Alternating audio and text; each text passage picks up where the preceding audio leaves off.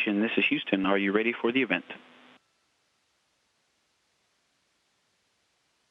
We are ready for the event.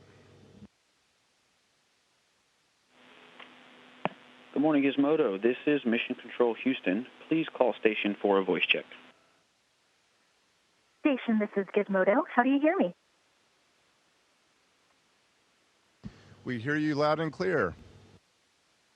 Well, good morning. This is Rhea Mistra with Gizmodo. I'm so glad you were all able to join us today.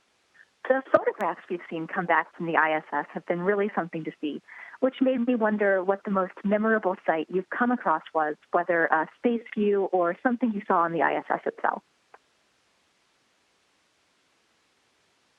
I think both the sunrises and the sunsets are so beautiful that they almost don't even look real. And we've seen several since we've been here, and it never gets old. We have Jeff Williams, who just joined us, and he's seen many more than us, and I think he may want to say a couple words about it as well.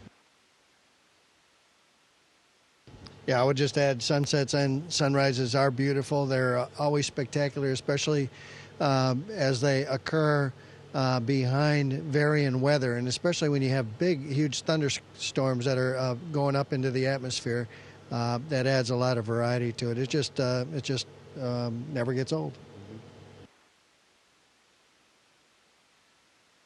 You know, one of the most intriguing things for me to watch has been the way that each new expedition to the ISS seems to make the space station just a little bit more homey. We've seen a coffee machine, an experimental vegetable garden. Having logged quite a bit of time on the ISS now, between the three of you, what element of home would you like to see added next?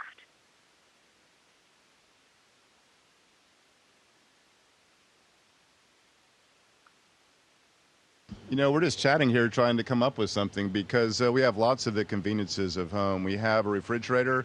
It would be good to have a full-time freezer. That would be a nice feature. Maybe some ice cream on board. We've got movies we can watch, connection with family on phone. So I think we're in pretty darn good shape.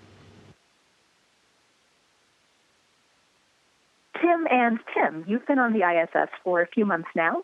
Jeff, you've only had a few days so far. How long does it take to start to feel comfortable again in microgravity? Is there an awkward learning curve at all for figuring out how to orient yourself again? Well, I think I can say this time that there was really no learning curve. I felt right back at home when I got here. In previous flights, it has taken, the last flight probably took a couple days anyway, and then the one before that, I would say that you can feel an adaptation for as much as 5 or 6 weeks. But this time it was almost as if I never left.